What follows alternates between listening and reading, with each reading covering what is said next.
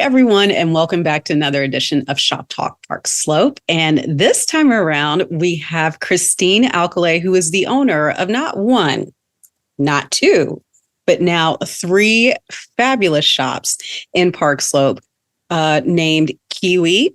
There's Fig, and the most recent one, Christine Alcalay, so named after her. So hi, Christine. Thanks for joining us. Thanks for having me. I'm happy to be here. All right. So tell us about Kiwi and Fig. They're two separate stores, but they're right next to each other. They're sibling stores. So can you tell us what you have to offer at both stores? I mean, I imagine people looking at your background can probably wager a little guess. But tell us what you sell in both stores. So Kiwi is my women's boutique. It's been there for over 20 years. I want to say that Kiwi is kind of the store that I grew up with, very much so I opened the shop when I was really, really young. And as years have progressed, so has the clothing. The clothing has matured and, the aesthetic has changed and it's grown with me. So a real community boutique. So we have a lot of, women who come and shop with us. And I've seen young children who have grown up, gone to college. I've seen a lot of weddings. I've seen a lot of things happen throughout the community through the years of owning Kiwi. Somewhere along the line, I think actually after 13 years of having Kiwi, the space next to us opens up. So that was Lisa Polanski's shop. And, I used to bring my kids in there and get saltwater sandals and leotards and all sorts of things. So when the space came about, and she had been there for 40 years, I just saw it as an opportunity. I can't really let this space go. And at that point as well, I felt like the neighborhood really needed another reason to walk onto the avenue. Mm-hmm. And I really felt that Kiwi, although it was a great shop, it couldn't stand alone and it needed, a partner in all of this. Mm-hmm. And there's a part of me, I've always been a designer. And I think I just didn't have the opportunity to kind of put myself out there in the same way as some people are able to. I've always had to kind of work really hard, kind of take a step at a time. And Fig was an opportunity for me to also have my studio space in the back as a designer. Oh. So that is, there are always many reasons why I do things. Number one, my first love has always been men's fashion. When I studied fashion, it was men's fashion. I love tailoring. I love everything about, how geeky and technical menswear can be. Mm-hmm. And so it just felt very natural. I can focus a little bit on menswear. I can also have my studio space in the back so I can listen to the conversations, really train the team and get to know this other side of the community that I had never really worked with before. So I think we're turning 8 this year, 8 years ago.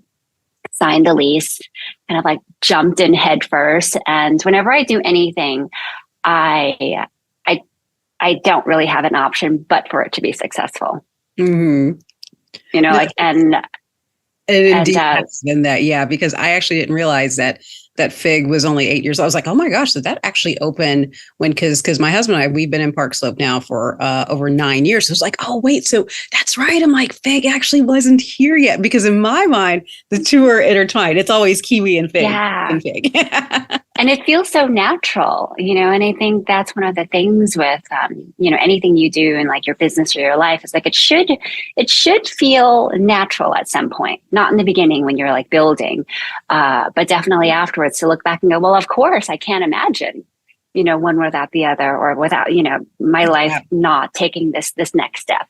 So, so that's what they are. And they've become such neighborhood staples. Yeah. And Kiwi and Fig work side by side. My team there, they work together. That's one company, and we share, the talent there. And it's just it's such a, I feel such a large part of that part of the neighborhood. And we've seen so much, through the years. I've seen so much through the years and people passing through, and it's really such a joy. I love that part of the business because it's a completely different side to the other things that I do. Right. That makes sense. So you have, and I referenced this at the very beginning, you have your newest venture, which is named after you, Christine Alcalay. It's on Fifth Avenue. So that just opened. So how does this shop differ from the other two? So I always think of Kiwi and Big as stores that I have created for the community. Mm-hmm. So it's very based on what I feel like our customers really love. Invitation for them to come and explore like different parts of them. It's very catered to like what that lifestyle is. So Christine Alcalay is a little bit of an invitation for everyone else to come into my world. And it took me, a really long time to get there. I've always been sewing. My mom is a pattern maker. We like come from the garment district, and my end goal was always to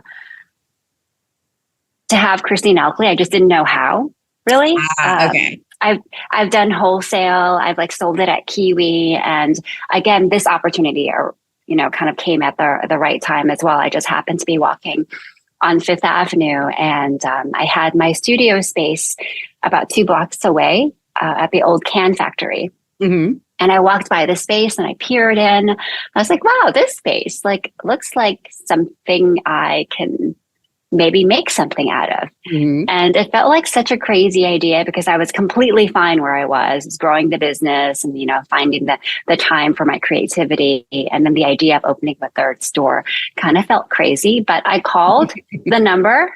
I called the number up and I was like, you know what? We'll just see what happens. Like, if it's meant to be, it'll work out. And if it's not, then like I'll move on. At least I know that there is this kind of fire inside of me that's wants to create a Christine Alcalay retail shop.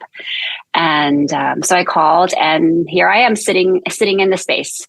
And the space is kind of amazing because the boutique is in the front. My design room is in the back. And then we have our workshop downstairs in the basement. So it is a fully vertical business. We make everything in New York. So I design everything here. And it's such a small but mighty team here. Mm-hmm. And the concept was very similar to like when you go to a restaurant and you see, the kitchen in the back and people like frying the eggs or cutting the scallions and putting on the flowers. Seeing what's happening behind the scenes and stuff. Yeah. Yeah. And I think there's something to it to walk into a space and know that the people who are there are such a part of the process, the making and the creation of the process. So I've had a lot of really interesting conversations, in this space. And I love that I'm a part of that conversation of like, who's making your clothes and where is it coming from? And not to really negate any of the brands that are not making their clothes here in the United States or not making their things in-house. It's just, I think it's something that you just really need to be aware of. I think it's really about being aware of where the things are coming from, especially because we live in a world that has so much stuff. Mm-hmm. Like it's just so much stuff. So I think we have to be aware of it. And even if that's just like a tiny part of like what we do, I think the awareness, half of it is just the awareness that kind of wins it all. So that's what this venture is. Yeah, no, exactly. Especially because of, conversations and issues around sustainability is extremely important given what's happening with climate change. And I think if a lot of people weren't kind of fully aware, they're a lot more aware this year. In terms of, how things are interlinked and stuff. And as well, it's like, no, we can't, fix it kind of individually, but there is something to be said about the collective impact of the individual choices in terms of, and like you said, that kind of starts with awareness. So understanding kind of like why something might be important, why this might actually be impactful, and what are some of the different choices that are available to you individually as a consumer that you can be making that, that helps either feed into positive feedback loops or potentially avoiding negative feedback loops. So yeah, of course, all that stuff is like, super important. Like 100% agree. Like, as a matter of fact, I actually recently interviewed the owner of Earth and Me on Fifth Avenue. So I feel like whatever conversation I have, it always leads back to some sort of like the state of our earth and sustainability, because it is at the forefront of what's happening, with us and our world. And, it's no longer something we can just like push to the side and go, oh, I'll think about it tomorrow. Yeah, nope. Not with what's been going on lately. Absolutely not. Yeah, So you've already touched on this like just a little bit. You're a New York City local, and you've been working in fashion and design for a long time. And it's like, first of all, it's like, because the fact that your shop has been around for, Kiwi's been around for over 20 years. So, and then before that, you had a career that had to enable you to open Kiwi and Fig. Yeah, no, it's when I talk about it, like I feel like I'm not like even old enough to be speaking in this way, but I was kind of born into the garment district. So my mother and I came to New York from Vietnam when I was only 2 years old. I was just talking to her yesterday, actually.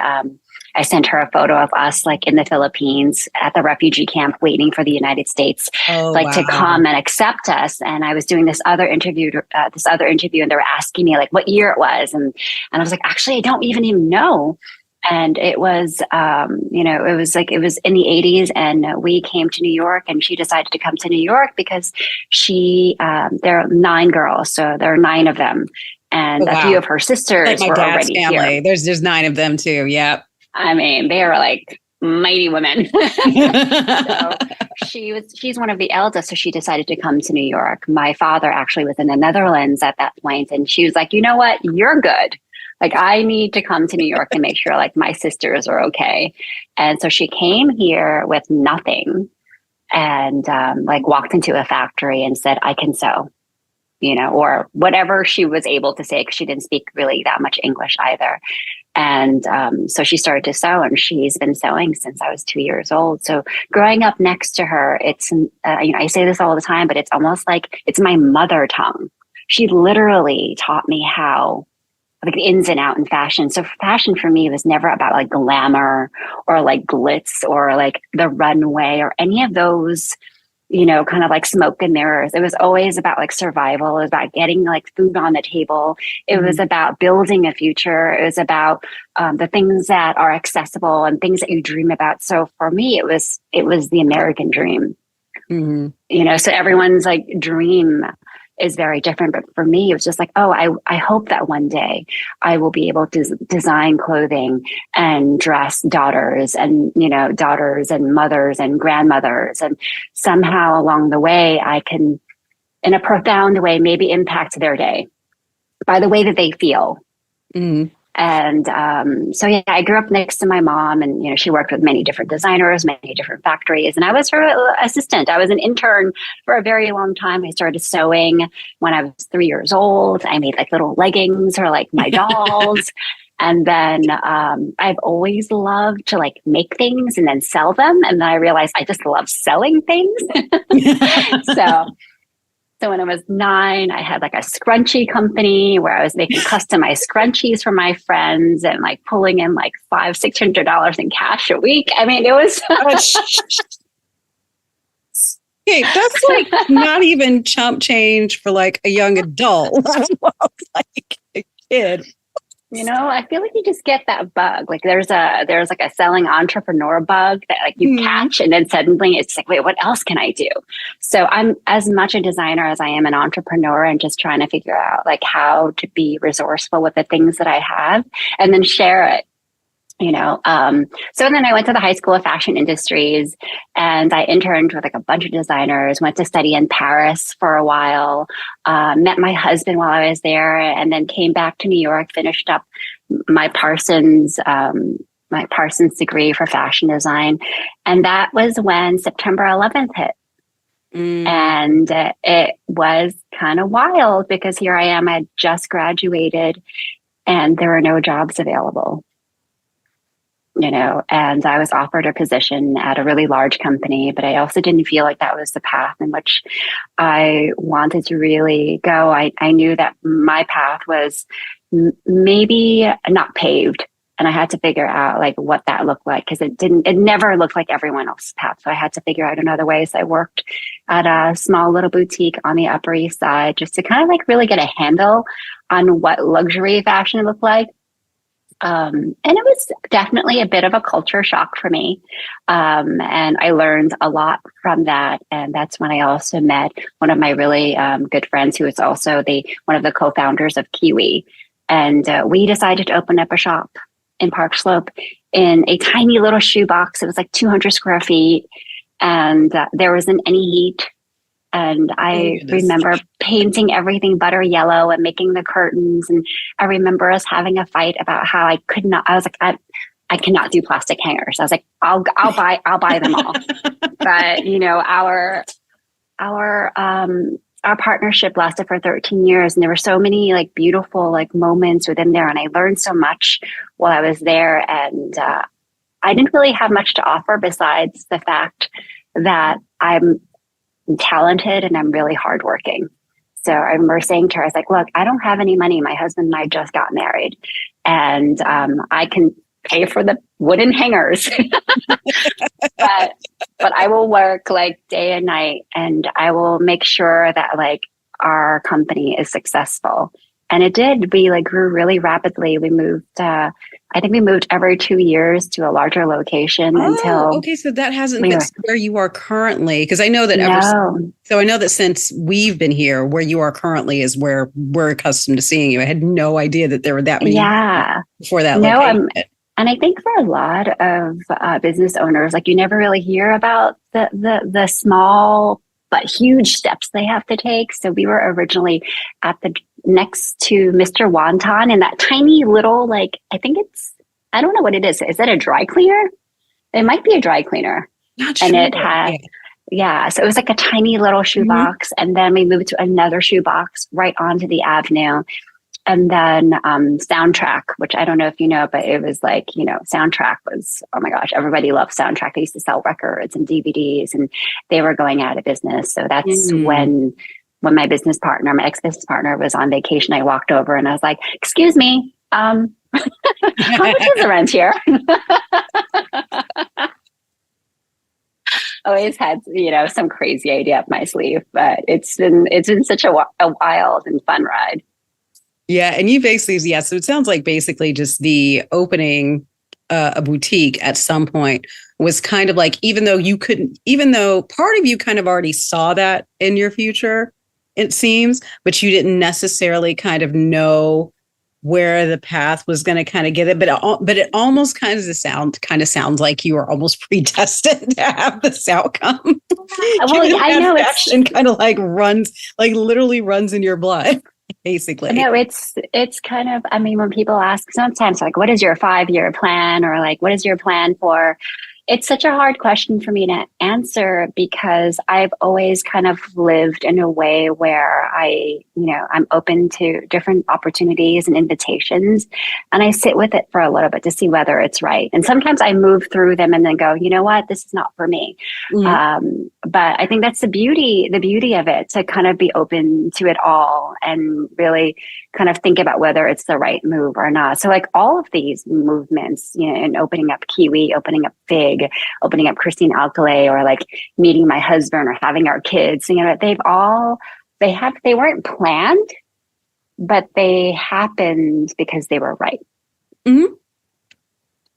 And that's oftentimes, I think, what happens in life. Like, so, for example, I did not plan on being part of a real estate team, but two agents who I really, really admire, just out of the blue, at least out of the blue to me, because they had actually been planning on it, but out of the blue to me, had actually, you know, reached out to me and was like, hey, you want to join up and, you know, do lots of great stuff together? And I was kind of like, oh, okay. I was like, it's like, I don't have a boss still, right? They're like, no. It's like, okay, cool. I'm the same way. I'm like, I just don't know if I can like actually listen to anybody. Yeah, no, this is great. But that was not on, you know, whatever plan I kind of had for myself. But it's, you know, kind of similar where it's like I might have visions for certain things and everything else, but there's never any kind of like specific, this is where things are going to go. And it's like, if somebody asks me, it's like, What's your 5-year plan? To hopefully be happy, healthy, and still doing what I love. Yes. I know it seems like a lot of pressure, that question. And I think it takes away from the journey as well. When you're like, all you're looking at is end goal, it's like the journey somehow becomes really fast. And, I've always been kind of like a slow and steady kind of person, just small steps. I mean, as you can see, it's taken me this long to like get here, but I love it here. It's great here. I would argue, though, that you have longevity, though, because again, to have a business that's been successfully operating for that long, and and it's a brick and mortar location, and you have more than one brick and mortar location and stuff. It's just like, from my perspective and stuff, I would say that you have longevity. That's the way I see things. Like you've just, growing and building and everything else. And just, it kind of seems like in addition to selling sustainable clothes, you also have a sustainable business. So that's very nice. Yes. Yeah, no, it's, I've got to say it's all my team though.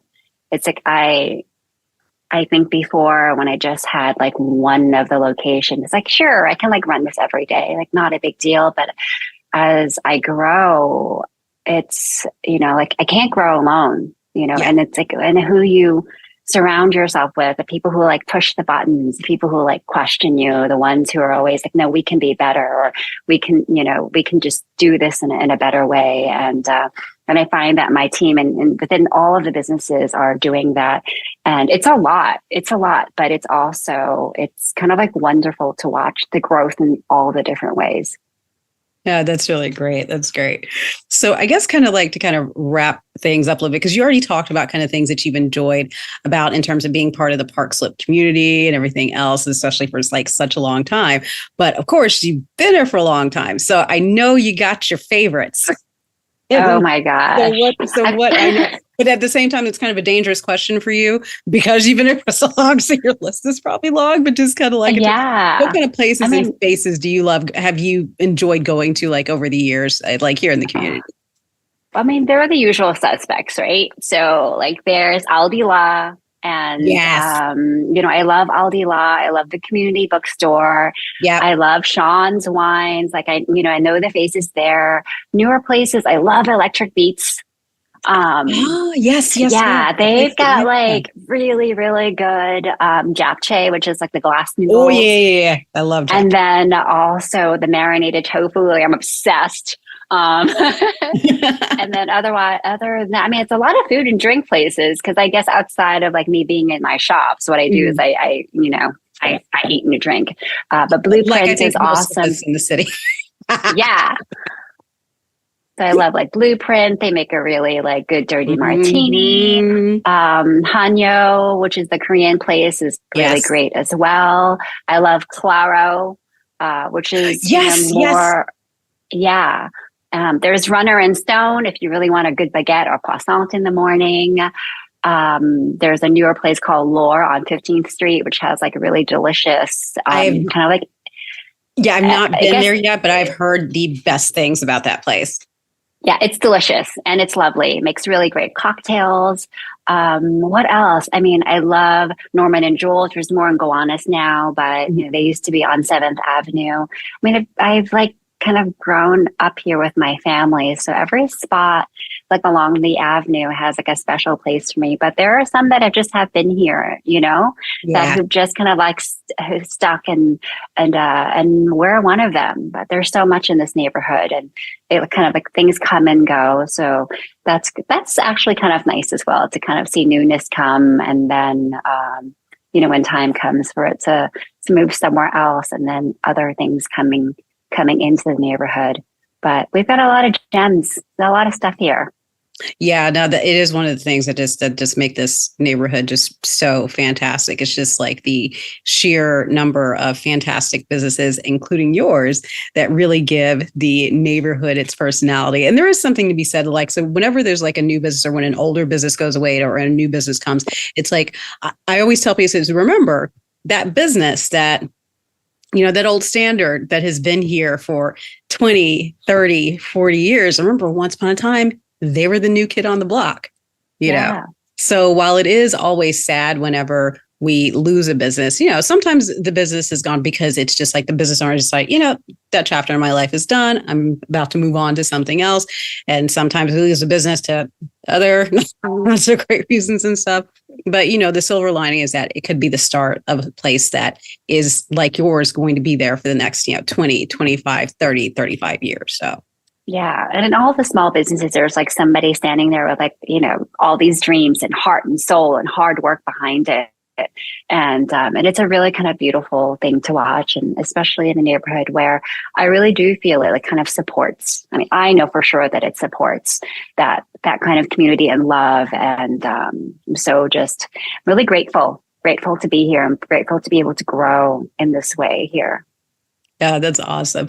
So before we go, basically for anybody who's not familiar with the location of the shops, can you give like the addresses for each of the shops? Yeah, totally. So Kiwi and Fig are on 7th Avenue between President and Carroll, and the addresses there are 119 and 121 7th Avenue. And Christine Alcalay Atelier is on 5th Avenue, which is I'm newer to this part of the neighborhood. And so exciting. But we are at 316 5th Avenue, really close to J.J. Byrne between 2nd and 3rd Street next to Russo's. So, that always helps whenever I say I'm right next to Russo's and people are like, oh yeah, I know exactly where you are. Speaking of old neighborhood standbys, right? Yeah. And can you throw out your Instagram too? Yes. So my Instagram is at Christine Alcalay, and the shops on 7th Avenue are at Kiwi Brooklyn and at Fig Brooklyn, all spelled out. Okay, perfect. Thanks so much for taking the time to speak with us. It's been really a pleasure, and just and again, like it's very exciting for me to more properly put a face and a story to these stores that have featured so prominently during my time here in Park Slope. So it's really, really great to finally properly meet you. And again, like it was such a pleasure chatting with you today. It was so nice to meet you too, Nikki. This was really lovely. You have a great day. All right, you too. And folks, thanks so much for joining us. And I will see you on the next edition of Shop Talk Park Slope. Bye.